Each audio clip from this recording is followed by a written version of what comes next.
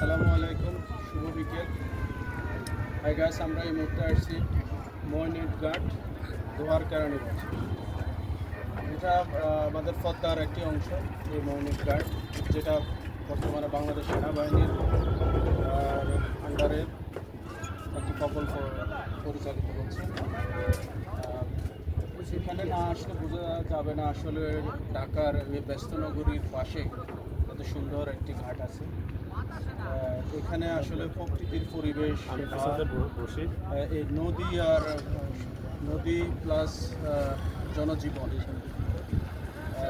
যে মিলে মিশে একাকার, সেটা এখানে না আসলে দেখা যাবে না।